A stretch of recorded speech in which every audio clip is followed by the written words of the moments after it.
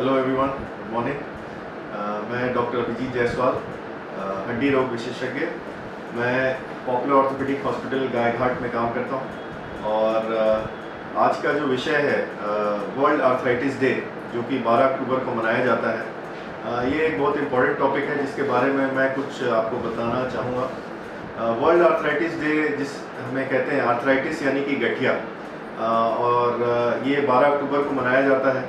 इसका शुरुआत 1996 से हुआ था। ये एक बहुत इम्पोर्टेंट डे है, स्पेशली हमारे हिंदुस्तान के लोगों के लिए, बिकॉज गठिया से हम आप माने या ना माने, बट हमारा जो है अराउंड 150 मिलियन के अराउंड पॉपुलेशन इस वक्त गठिया से पीड़ित है हिंदुस्तान में। ये एक बहुत बड़ा नंबर है और आप माने कि डेली एक हड्डी रोग विशेषज्ञ के ओपीडी में 20 से 40% लोग जो है गठिया पीड़ित लोग रहते हैं।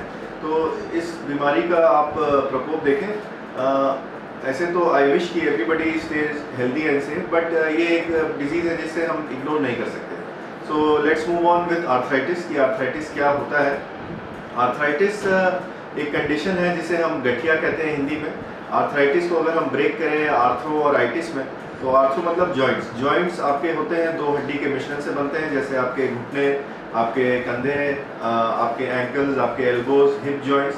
एंड ये दो हड्डी के मिश्रण जो होते हैं, जो बनते हैं, जोड़ से बनते हैं, इन्हें हम जॉइंट्स कहते हैं। और जब ये जॉइंट्स पेनफुल हो जाते हैं, इनमें स्वेलिंग आ जाती है, तो इन्हें हम आर्थराइटिस कहते हैं। और आर्थराइटिस भी बहुत तरीके के होते हैं। कुछ आर्थराइटिस होते हैं डीजेनरेटिव, जैसे कि ऑस्टियोआर्थराइटिस। ये पर्टिकुलर एक एज ग्रुप के बाद पाया जाता है, अराउंड 45 प्लस। और जैसे कोई मशीन हम माने, जैसे वेयर एंड टियर होता है मशीन का, वैसे ही ऑस्टियोआर्थराइटिस भी एक degenerative wear and tear disorder है। इसमें आपके जॉइंट्स डीजेनरेट करते हैं। जो जॉइंट्स, जो हड्डियां से जो जोड़ बनता है, जो बड़ी हड्डियां रहती हैं, उनके एंड्स में एक चिकनी हड्डी होती है जिसे हम कार्टिलेज बोलते हैं, और वही डीजेनरेट करता है।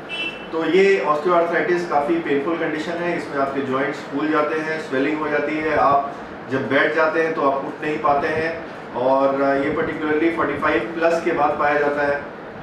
बाकी दूसरे गठियों की बात करें तो रिमेटॉइड आर्थराइटिस है, ये भी बहुत प्रिवेलेंट है इंडियन पॉपुलेशन में। ये पर्टिकुलर इनका जो प्रिवेलेंस है फीमेल्स में ज़्यादा है। Females are more prone, 4 to 5 times more prone than males. And age group इसका 30 to 50 ईयर्स है। पोस्ट प्रेगनेंसी काफ़ी कॉमन है ये।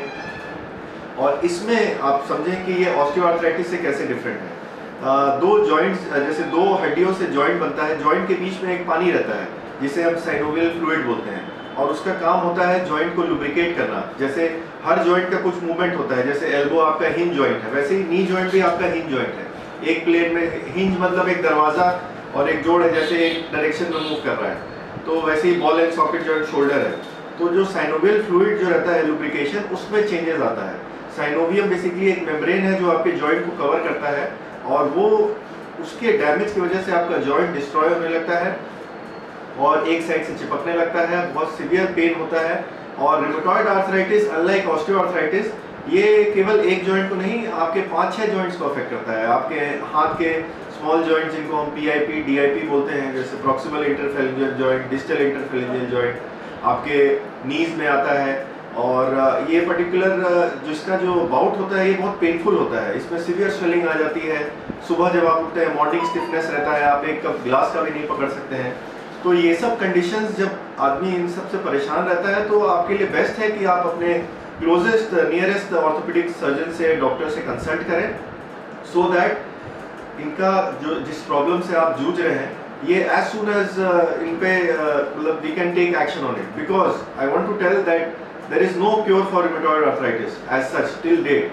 अभी लोग कह रहे हैं कि जापान या कोरिया में जीन थेरेपी स्टार्ट हो रहा है, बट इन सब का कोई परमानेंट क्योर नहीं है। इन सब का बाउट्स आता है, जब इनके सीवियर एपिसोड्स आते हैं तो दवा दी जाती है। इनके डायग्नोस्टिक टेस्ट होते हैं कि हम एक सही डायग्नोसिस पे हैं, because arthritis is a very broad spectrum. Arthritis में I think there are more than 50-60 types of arthritis general population में। ऐसे तो अनकॉमन बहुत से हैं। एक गाउट होता है, गाउट को हम डिजीज ऑफ किंग्स भी बोलते हैं। डिजीज ऑफ किंग्स इसलिए बोलते हैं बिकॉज सर आइजैक न्यूटन, अगर आपको पता हो, या थॉमस जेफरसन, यूनाइटेड स्टेट्स के 3rd president, they were all suffering from gout.